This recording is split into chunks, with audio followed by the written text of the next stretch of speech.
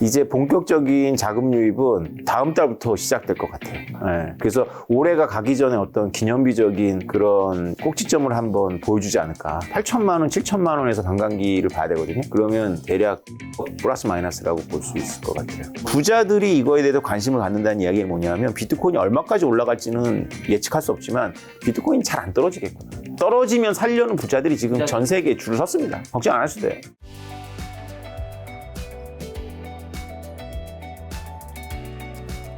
자, 이번에 이제 아마 오태민 대표님께서 굉장히 바쁘셨을 것 같습니다. 왜냐하면 이제 미국의 대선에서 트럼프가 당선이 됐고, 트럼프가 가장 또 크게 얘기한 재테크 관련된 것 중에 하나가 이제 비트코인인데, 또 대표님이 비트코인에 대해서 몇 년 전부터 계속해서 좋게 얘기하셨던 분이기 때문에 오늘 이제 자리 만들었는데요. 미국 대선에서 트럼프가 당선이 됐고, 비트코인 사상 처음으로 76,000달러를 돌파했죠. 그 이유 모르실 분도 있을 테니까 그 이유는 뭐고, 그 다음에 저는 궁금한 거는, 저는 사실 비트코인을 아주 소량 투자하고 있는데, 그래도 트럼프가 당선 기류가 느껴지면 8만 달러 정도는 돌파해야 되지 않아요? 왜냐면 비트코인에 대해서 굉장히 좋게 얘기하셨던 분이니까. 근데 그 정도는 또 아니었어요. 어떻게 보세요? 트럼프 대통령이 당선돼서 제가 바빠진 거는 맞고요. 트럼프 대통령이 비트코인을 굉장히 밀었죠. 첫 번째 이유는 선거 전략 때문이었는데 선거 결과를 보니까 적절했던 것 같아요.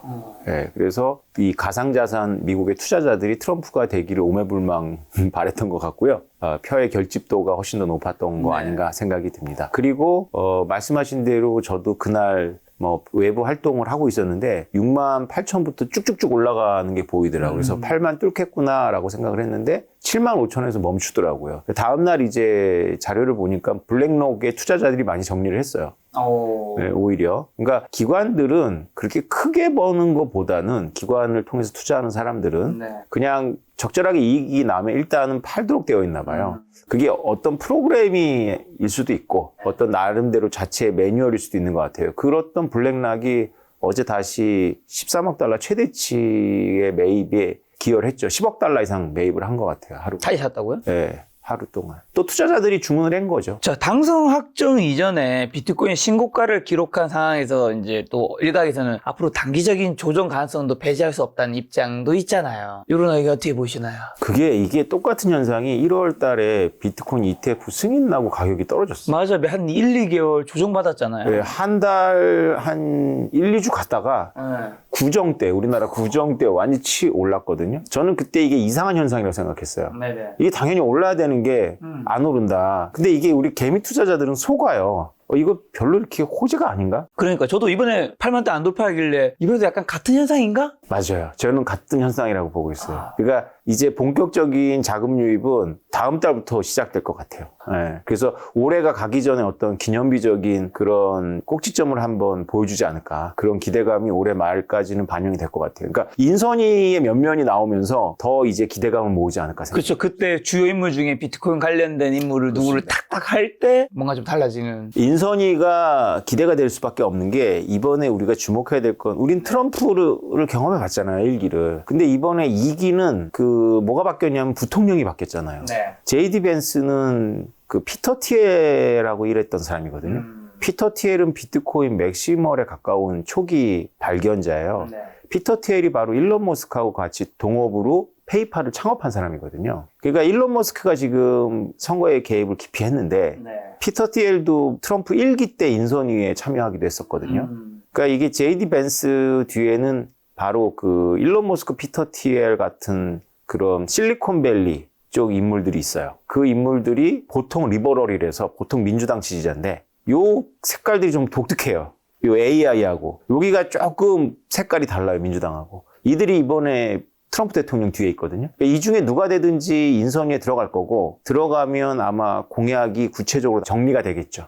네. 자, 공약 얘기해 주셔서 트럼프가 2024년 비트코인 컨퍼런스에 갔었죠. 제가 한국 시간으로 새벽 원래 4시 예정이었는데 한 5시인가 5시 안보 이제 보안 문제로 늦게 하는 거 제가 생중계로 라이브로 봤거든요. 그래서 그때 했던 코멘트를 한번 좀 여쭤보려고 하는데 왜냐하면 그때는 후보였지만 이제는 대통령 당선인이 된 거니까요. 자, 비트코인이 미국의 국가 전략 자산으로 비축하겠다. 그때 후보 시절에 직접 하신 말씀이죠. 미국이 지구의 가상자산 수도이자 세계의 비트코인 슈퍼파워가 되도록 할 것. 우리가 가상자산 및 비트코인 기술을 받아들이지 않으면 중국을 포함한 다른 나라들이 이를 장악할 것이다. 중국이 장악하도록 둘 수는 없다. 그게 이제 전략적 비축 자산. 그 다음에 중국에 대한 얘기 나왔어요. 이건 어떤 의미이고 어떻게 진행이 될까, 실제 대통령이 되면? 그러니까 트럼프 대통령이 7월 달에 내시빌에서 이 말씀을 하셨거든요. 네. 그래서 그 당시에 이제 이 업계가 뜨거워서 전략적 비축 자산이 가능하냐 안 가능하냐부터 맞아. 시작해갖고 그 의미가 와전된 거냐 과장된 거냐 뭐 이런 설왕설래가 있었는데요. 이거는 세 가지 측면으로 봐야 됩니다. 이게 첫 번째는 아주 소박한 관점이에요.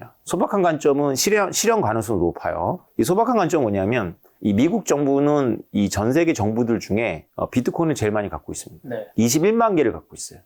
21만 개가 어디서 온 거냐면 이제 보통 그 불법적인 일을 하는 그런 비트코인 갖고 불법적인 일을 하는 그런 범죄자들한테 뺏은 거예요. 대부분의 나라들이 이제 범죄 수사를 하다가 압수를 합니다. 2위가 중국인데 중국은 19만 개를 갖고 있어요. 중국은 누구한테 뺏은 거냐면 네. 그 중국의 채굴업자들이 많았잖아요. 네, 그들이 전기를 도둑질을 해서 채굴을 하다 걸렸어요. 어느 발전소가 90% 이상의 전기가 누수가 되는 거예요. 그래서 공안에 신고를 했는데 네. 공안이 그 선이 어느 벽으로 들어가서 그 벽을 깨봤더니 거기에 비트코인 채굴기가 있는 거예요. 이게 2017년, 16년 이야기입니다. 네. 아니 그래도 훔쳐도 적당히 훔쳐야 되는데 한 수력발전소의 전기의 90%를 훔쳐서 채굴했거든요. 그러니까 이런 사람들한테 뺏은 게 한 19만 개가 있어요. 네. 영국이 6만 1000개를 갖고 있어요. 영국은 이게 중국인한테 뺏은 거예요. 중국인이 2014년도, 15년도에 에이전시를 영국에 보내서 파운드로 자금 세탁하다 걸린 게 6만 1000개예요. 그리고 4위가 부탄이거든요. 부탄이 1만 3000개 갖고 있는데 부탄의 왕자님인가 영국에서 옥스퍼드를 나왔는데 부탄은 아무것도 없어요. 수력발전소밖에. 그걸 가지고 비트코인 채굴을 알게 모르게 한 거예요. 그래서 엘살바도르가 법정화폐잖아요. 엘살바도르가 열심히 사모은 게 5,000개인데 부탄이 더 많아요. 우리나라는 아주 순위 안에 들어가지 않는데요. 근데 미국이 21만 개를 지금 갖고 있는 거지 원래는 한 50만 개쯤 있어야 됩니다.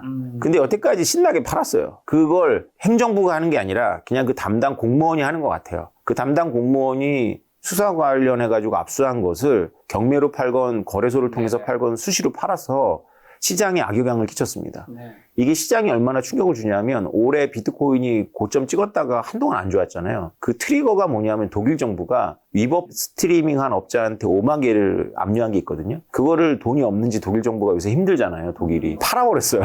다. 그래서 가격이 안 좋았던 거예요. 근데 독일 정부가 5만 개만 팔아도 가격이 안 좋은데 미국 정부가 21만 개를 팔면 가격이 얼마나 안 좋겠어요. 큰일 나겠죠. 그죠. 그러니까 이게 트럼프 대통령이 되면 이게 시장에 나올 염려는 안 해도 돼요.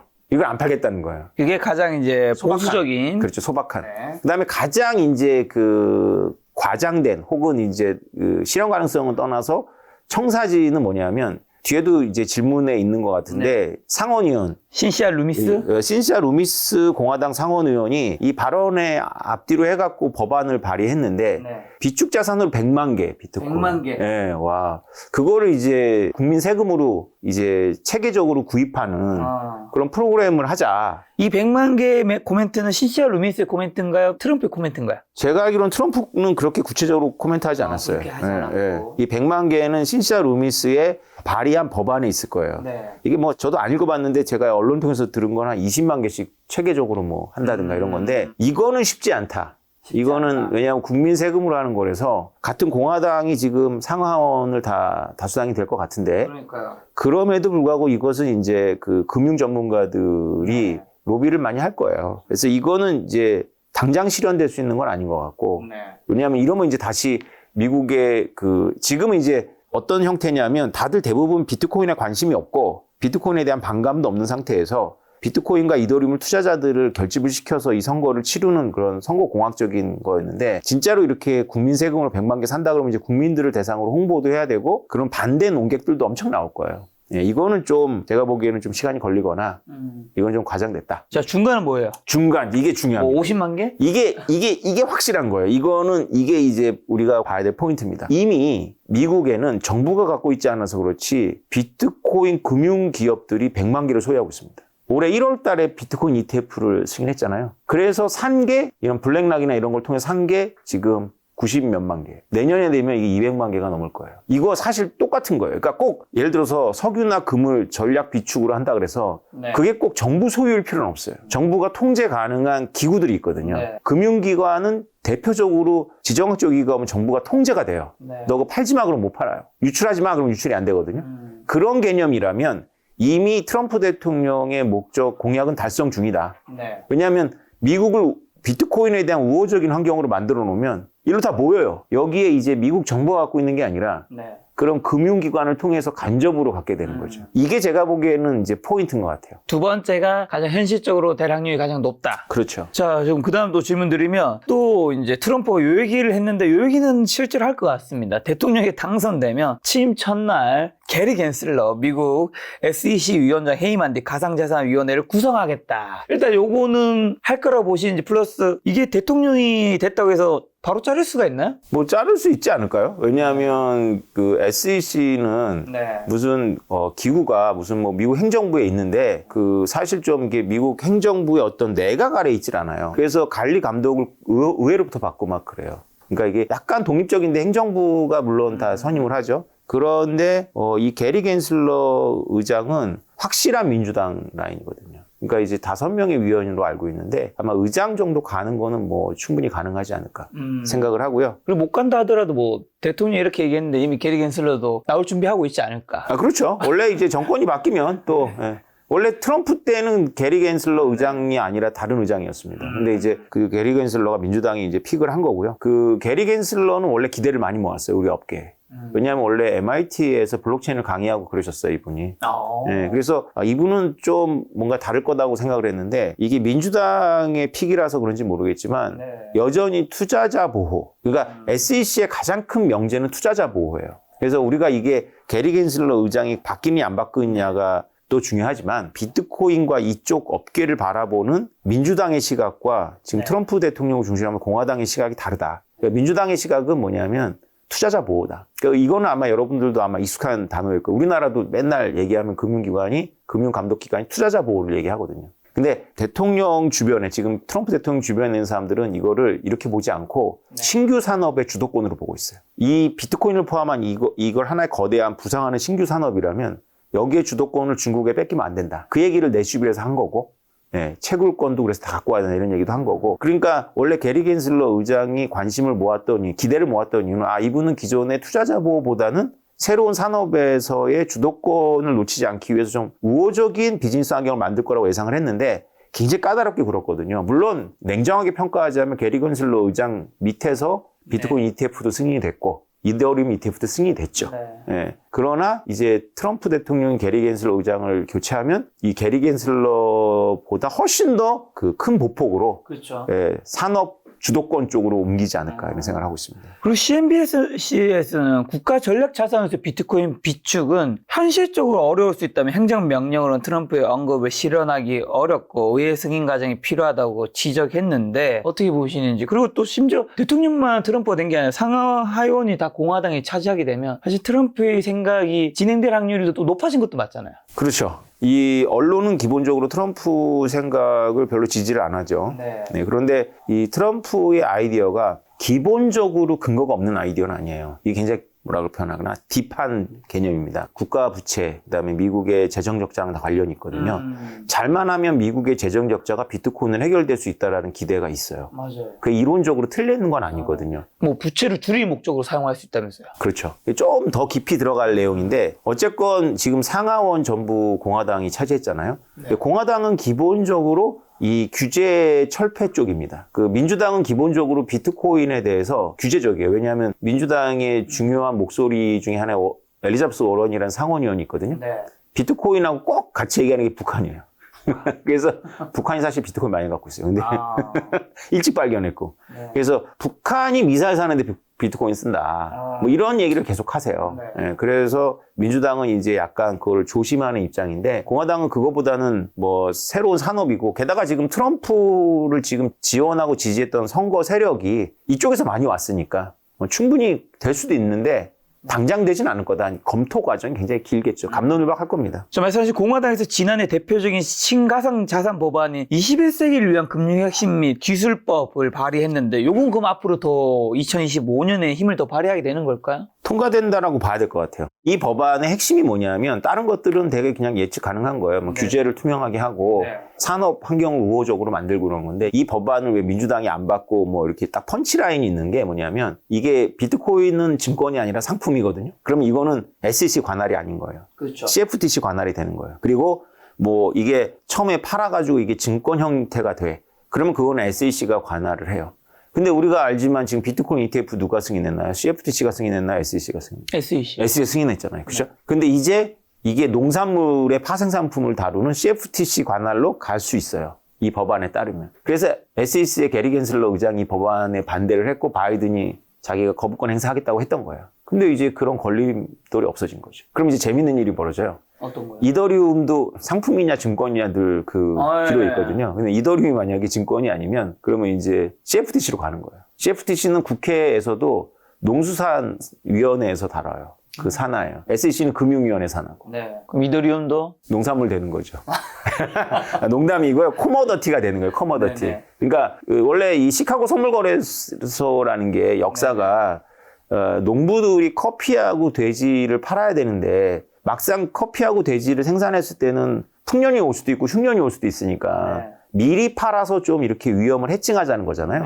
그래서 만들어진 거라서 접근 방식 자체가 CFTC는 투자자 보호가 아니에요. 생산자 보호예요. 그런데 SEC는 원래 그 금융대공황 이후에 만들어진 거라서 그 하도 주식을 가지고 그 내부자들이 장난을 치니까 그 내부자들의 장난으로부터 투자자를 보호하기 위한 목적이에요. 그래서 SEC는 이런 새로운 파생 금융 복합 상품을 볼 때 일단 투자자들이 사기를 당하지 않도록 하는 데 관심이 있고요. CFTC는 새로운 딱 뜨면 한번 해봐. 그게 해서 산업에 도움이 된다면 나쁘지 않지. 이런 입장이에요. 근데 규모는 SEC가 CFTC보다 한 6배 정도 크거든요. 그래서 SEC가 힘이 더 센데 이제 이 법안의 뒤에는 CFTC의 로비력이 있는 거죠. 자, 근데 트럼프가 된 이후에 비트코인 가격이 안 좋을 수 있는 거는 트럼프의 또 이제 성향적인 측면을 많은 분들이 걱정하실 텐데 집권 이후 게리 겐슬러 위원장 해임, 뭐 미국 정부의 비트코인 자산 보유, 신가상 자산 규제 확립 때 당선 이후 가상자산 관련 공약을 이행하지 않을 수도 있잖아요. 말은 다 그렇게 했는데 당선됐으니까 이제 그 표는 다 받았고 실제로 생각해보니까 요거 좀 긁어서 이렇게 말을 좀 바꿀 수도 그럴 수 있죠. 대통령은 뭐 하고 싶은데 의회에서 막히고 거기서 이제 대통령이 리더십을 발휘 안 해가지고 원래 이제 의회에서 막히면 협상해서 야당 설득하고 하면서 해야 되는데 이게 아젠다에서 밀리다 보면은 시간을 뒤로 무한정 유보할 수 있겠죠. 예. 그럼에도 불구하고 이제 비트코인과 이쪽이 왜 비트코인을 트럼프 대통령이 픽을 했고 그 다음에 해리스 부통령마저도 막판에는 긍정적으로 말했죠. 그럴 수밖에 없는 게 과연 편만 의식한 거냐. 정말 그 이 리더로서 국가 전략적 아이디어가 있는 거냐. 하고 그 참모들이 검토를 한 거 아니냐 이런 생각을 했을 때 저는 후자라고 생각하거든요. 그 후자에 대한 거 여쭤보려고 하는데 원래 트럼프가 지난 2019년에 비트코인과 가상화폐에 대해서 돈이 아니고 가치가 불안하고 규제 없이 마약 거래 등 불법 활동에 사용될 수 있다며 비관적인 반응이었었죠. 집권 당시 시절엔 비트코인을 스캠, 뭐 신용 사기로도 칭하고 미국 달러를 통화로서 선호하는 트럼프 후보의 생각이 왜 이렇게 바뀐 거죠? 언제쯤 바뀐 거고 어떤 이유로 바뀌었다고 보세요? 올해부터 바뀌었어요. 가시적인 신호탄은 이제 제이드 벤스의 부통령 지명, 그 다음에 내슈빌에서 컨퍼런스에서의 그런 발언, 그러니까요. 뭐 이런 거를 통해 갖고 이제 급격하게 바뀌었고 작년 말에 그거 혹시 기억나세요? 그 트럼프 대통령이 수사를 받으면서 머그샷을 찍었잖아요. 예, 그 경찰 가면 이렇게 찍는 거 이렇게 머그샷이라고 하더라고요. 이 머그샷을 NFT로 만들어서 팔았어요. 그걸 선거 자금으로 썼거든요. 많이 모이진 않은데 상징성이 있는 거죠. 아마도 그 작년에 되게 미국 정치가 되게 험악했어요. 그러니까 민주당은 절대 트럼프를 용인하지 않겠다. 그래서 감옥에 쳐넣겠다 이런 기세로 이제 옥죄어 왔죠.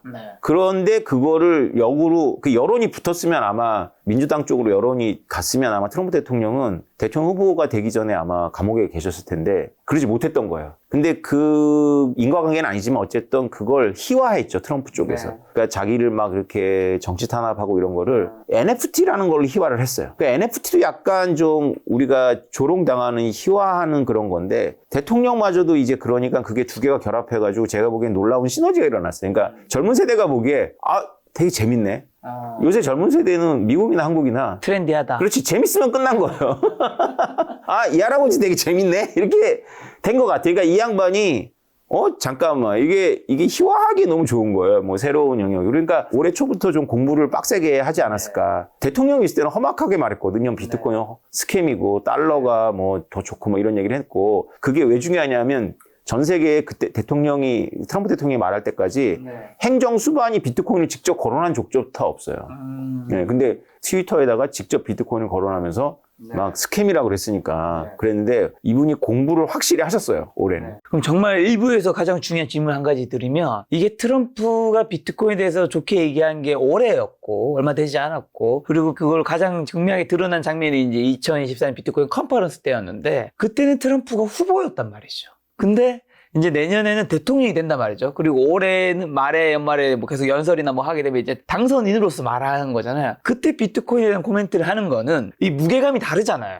당연히 다르죠. 이 무게감이 다른데 똑같은 멘트를 그렇게 딱 했을 때는 비트코인 가격에 어떤 영향이 있을지 저는 정말 상상이 안 가더라고요. 왜냐하면 세계의 대통령인데. 네, 그렇죠. 그러니까 이전에는 아까 말씀하신 대로 엘살바도르는 사실 너무 작은 나라니까 거기서 대통령이 사든 말든 세계에 영향을 주지 않는데 이건 미국이잖아요. 요거 어떻게 보세요? 일단 첫 번째, 대통령으로서는 발언을 좀 신중하게 하실 거예요. 아예 언급을 안 하던가 아니면 좀 모호하게 할 것 같아요. 후보 때는 이제 표를 얻어야 되니까 아주 자극적으로 얘기를 했죠. 맞아. 재밌는 할아버지가 돼야 되니까. 근데 대통령이 재밌는 할아버지면 안 되잖아요. 그렇죠. 이게 난리가 나잖아요. 그래서 아마 참모들이 막을 거고, 말을 하더라도 되게 두리뭉실하게 말해. 그러니까 예를 들어서 해리스는 디지털 자산이라고 표현을 했거든요. 비트코인이라고 꼭 집어서 얘기 안 해요. 그러니까 이제 그런 식으로 이제 돌려서 말하겠죠. 그리고 이제 두 번째, 이분이 대통령이 돼서 어쨌건 우호적인 정책을 피잖아요. 네. 그것이 세계에 미치는 영향은 어마어마하고요. 그렇겠죠. 특히 한국에게는 진짜 어마어마해요. 얼마 전에 제가 어느 모임에 나가서 이제 비트코인 발표를 하고 거기에 오셨던 금융 전문가하고 티타임을 가지면서 이제 깊이 대화를 했는데, 지금 우리나라 금융업계가 누가 첫 번째 비트코인 ETF를 승인받느냐로 어지 러쉬를 하고 있대요. 그래서 전부 자신들의 정치 성향과 무관하게 트럼프가 되는 쪽으로 줄을 섰대요.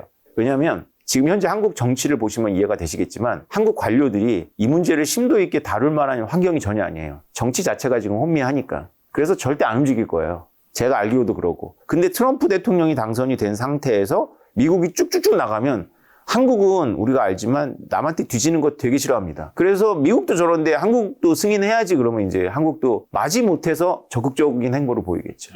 그래서 이게 의미가, 여러분들이 지금 뭐 이 가격만 보면 겨우 7만 5천 달러, 7만 6천 달러 이렇게 생각할 텐데, 저처럼 10년 동안 비트코인을 관찰해 온 사람이 느끼는 피부적인 그 온도는 완전 다른 거예요. 이제 겨울에서 완전 한여름이에요, 지금.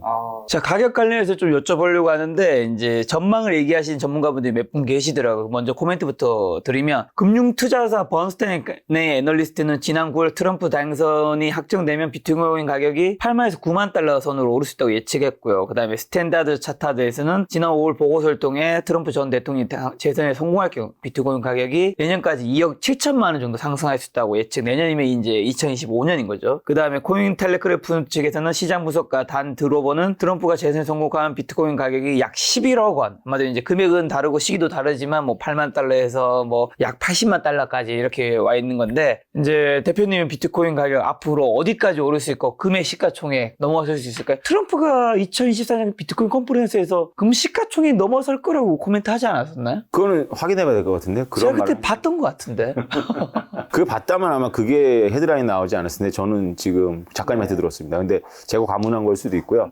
비트코인 가격이 얼마 가느냐? 비트코인 가격에 대해서는 장기적인 전망이 있고, 지금은 장기적인 전망을 할 때는 아닌 것 같아요. 네. 왜냐하면 지금이 이제 비트코인 반감기 이후에 이제 막 불장 초입이고, 그리고 이제 그 장기적인 거까지 갈기에는 지금 우여곡절이 엄청 심할 거예요. 네. 그래서 당장 이제 내년 여름이 얼마냐? 내년 여름? 왜 내년 여름을 꼽아야 되냐 하면, 반감기가 있고 나서 1년 6개월 이후에 정점을 찍고 폭락을 합니다. 그래서 그거에 대한 전망이 다 다른데, 시청자분들이랑 판단을 해보세요. 비트코인 1차 반감기 때 100배가 올랐습니다. 그리고 폭락했어요. 80, 90%가 폭락했어요. 비트코인 2차 반감기 때 30배가 올랐어요. 그때 여러분들 인지를 했을 거예요. 2017년도에. 30배가 오르고 80% 폭락을 했습니다. 네. 비트코인 3차 반감기 때 7배 오르고 한 60% 폭락을 했어요. 이 줄어드는 추세가 보이죠. 3분의 1로 줄어들고 있어요. 네. 배수가. 그래서 7배 3분의 1인 2.5배. 2.5배 정도 보고 있어요. 그러면 우리가 8천만 원, 7천만 원에서 반감기를 봐야 되거든요.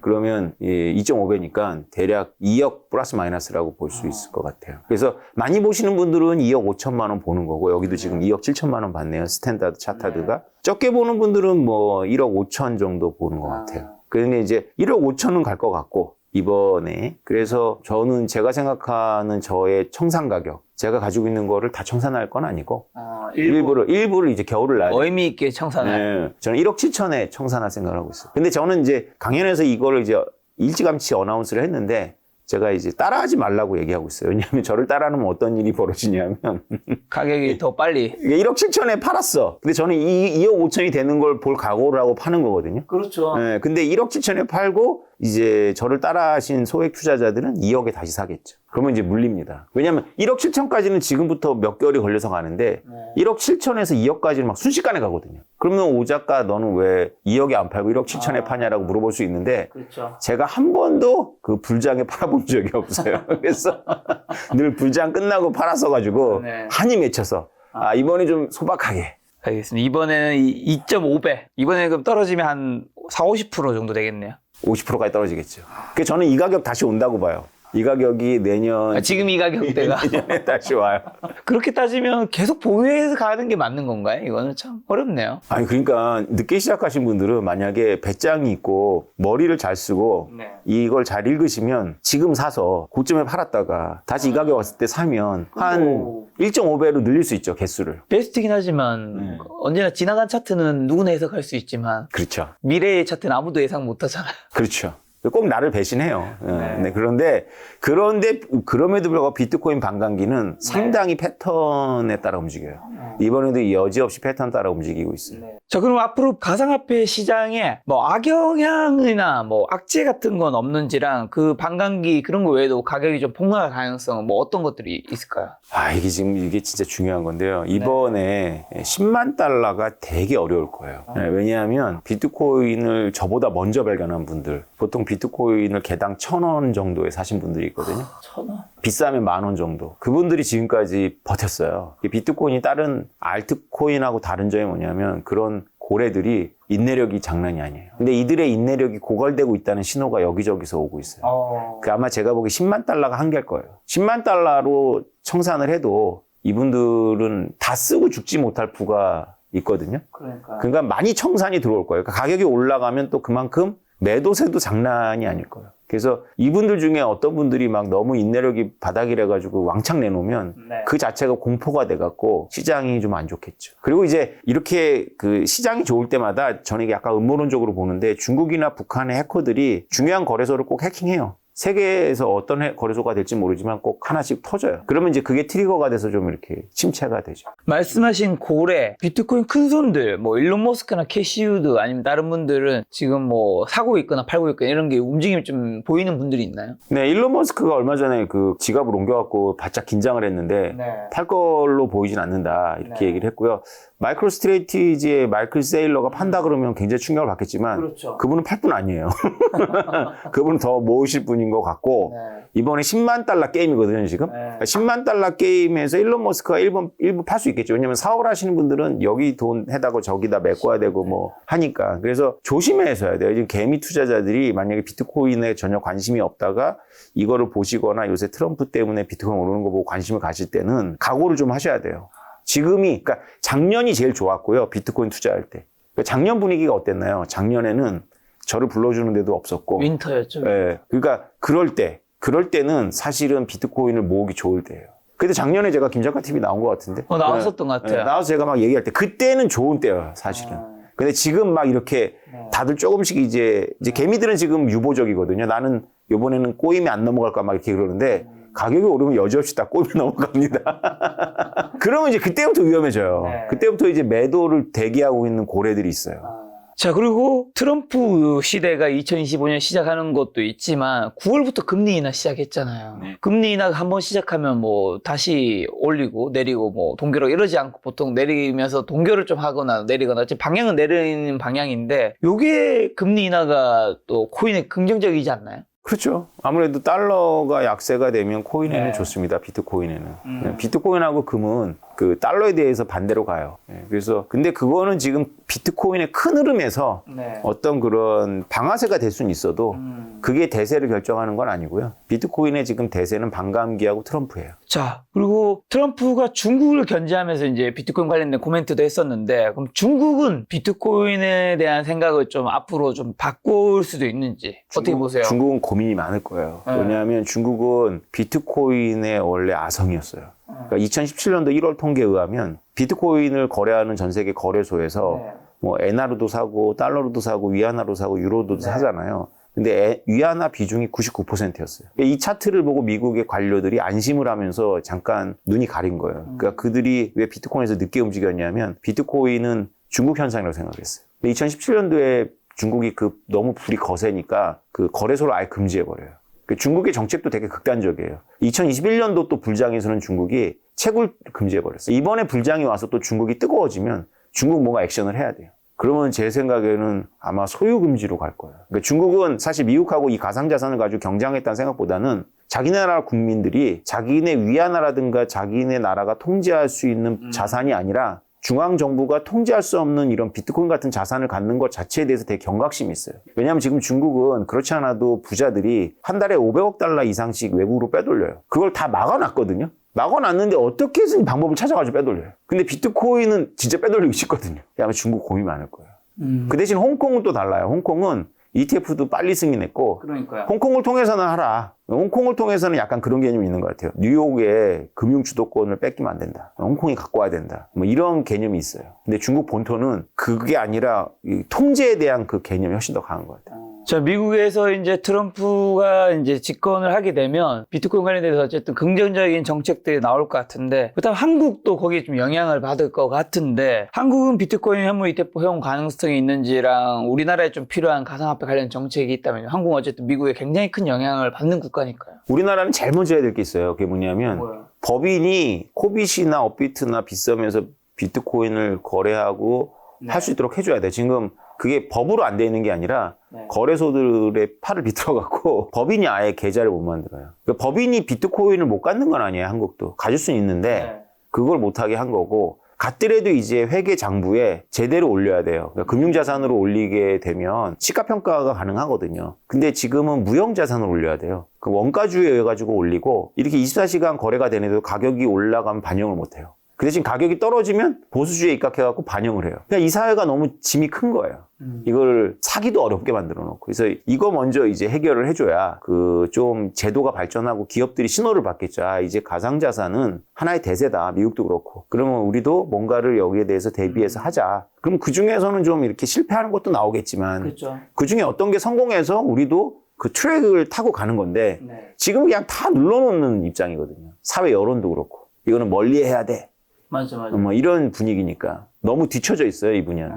근데 트럼프가 어쨌든 대통령이 된 다음에 가상화폐 관련해서 긍정적인 발언을 하게 된다면 이제 여파가 좀 크겠죠. 클 거라고 기대하고 있어요. 자, 혹시나 그럼 비트코인 외에 사도 되는 다른 알트코인은 있나요? 물론 그거는 개인들이 공부하는 거에 따라서 얼마든지 파악이 됩니다. 그리고 이게 일반 투자자가 지금 비트코인에 투자하기에는 너무 늦었다고 생각을 해요. 왜냐하면 비트코인은 그동안 뭐 10,000배, 뭐 어떤 사람은 1,000배, 어떤 사람은 100배의 이득을 봤는데 지금 비트코인 사가지고 뭐 10배 보겠냐 이런 생각이 들거든요. 근데 비트코인이 오르면 이제 또 다른 코인도 막 뛰어요.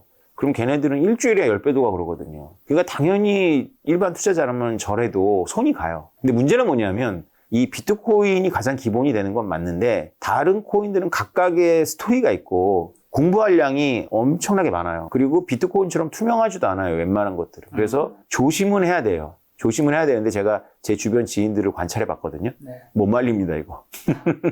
꼭 알트를 사더라고요. 네, 못 말려요. 비트코인을 저는 열심히 얘기했는데 네. 나중에 비트코인으로 손해봤다고 얘기를 하는데 본인도 비트코인으로 손해봤다고 하면서 비트코인을 산 게 아니야. 그러니까 비트코인은 그냥 대명사인 거야, 대명사. 맞아. 네. 제 주변에도 그렇더라고. 그죠. 그래서 저는 이제 생각을 바꿨어요. 아, 뭐 이게 현실이라면 그럼 해라. 알트 해라. 알트 하되 좀 제대로 해라.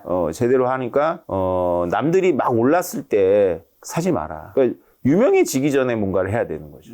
유망한 걸 찾아가지고. 저도 비트코인에 대해서 올해 초부터 약간 이제 옛날보다는 좋게 생각이 바뀐 것 같아서 뭐 주변 지인한테 얘기하면 나중에 지나보면 저는 비트코인밖에 얘기하는 기억이 없는데 다른 거 특히 사지 말라고도 했는데 다른 걸 다 샀더라고요. 맞아요. 이걸 같다라고 보는 것 자체가 좀 이상한 시각인데 그게 그렇게 보이나 봐요. 자, 그러면 남들이 살 때 비쌌을 때 사는 건 굉장히 부담스럽다고 코멘트 해주셨는데 지금 이제 1억 넘었잖아요. 지금 사도 괜찮은지 고민하시는 분들 많을 것 같습니다. 어떻게 해야 될까요? 그냥 이제 안 쳐다봐야 되나요?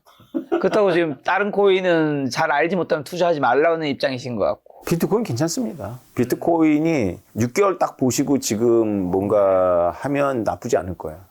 지금은 시간이 많이 남진 않았어요. 왜냐하면 올해라는 시간이 지나갔고 제일 좋았던 건 작년이었거든요. 작년에 사서 지금까지 있었다면 한 두세 배 이상 했을 텐데 지금부터는 두세 배 보는 게임은 아니고요. 그 대신 시간이 짧잖아요. 그래서 본인이 뭐 한 50%만 이익이 나면 나가겠다라는 그런 이 세계에서는 되게 소박한 목표죠.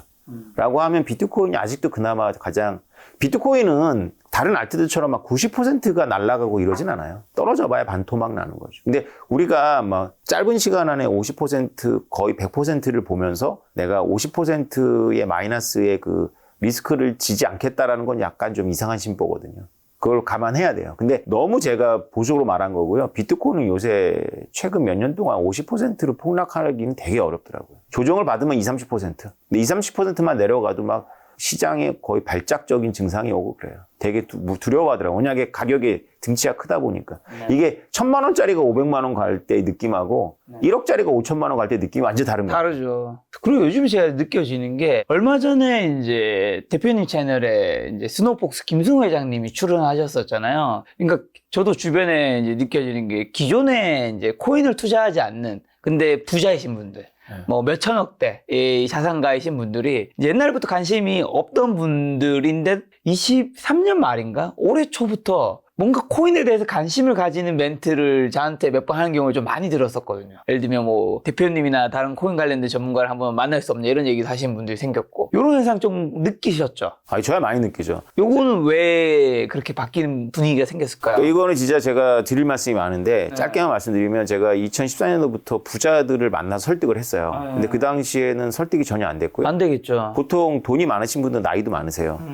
그래서 그런 분들 설득하면 그 자식들이 와갖고 말리고 막 저를 사기꾼 취급하고 이랬었어요. 근데 최근에는 작년 말부터 벌어진 현상인데 그 김승호 회장님 같은 분들은 유명하신 슈퍼리치지만 그 레벨은 아니더라도 조금 우리가 보기에 뭐 강남에 건물 하나 정도 있는 뭐 이런 몇백억 정도 있는 그렇죠. 이런 분들이 저하고 식사 한번 하자는 콜을 제가 계속 받고 있어요. 근데 이런 분들하고 제가 식사하면은 제가 스케줄이 전혀 안 나와서 방침을 정했죠. 안 먹는다.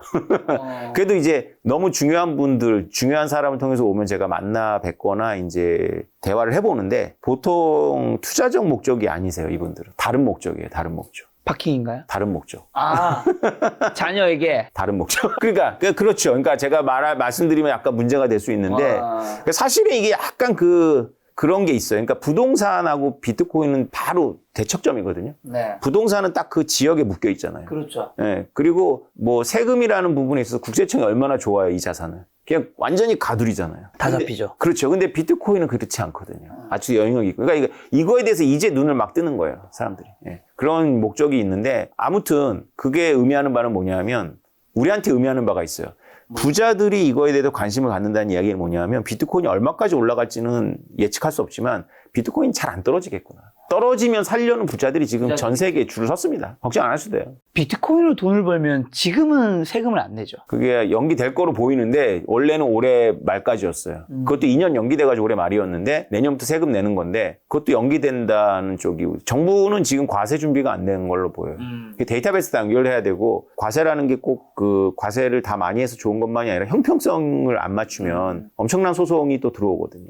그래서 그런 걸 다 고려해서 좀 더 시간을 갖겠다. 가져가겠다라는 게 정부 입장인 것 같아요. 자, 이 영상 보시고 또 트럼프 이제 대통령 당선된 거 보시면서 비트코인에 대해서 이제 또 생각이 조금씩 바뀌신 분도 있을 텐데 그런 분들에게 비트코인 투자할 때 대표님만의 투자 원칙 하나만 좀 공유해 주신다면요? 저야 너무 예외적인 거고요. 네. 너무 싸게 옛날에 운 좋게 발견해서 저야 그냥 무작정 기다리자라는 것밖에는 없죠. 전략이라는 게. 그 발견하실 때 얼마 하셨나요? 50만 원, 70만 원 했습니다.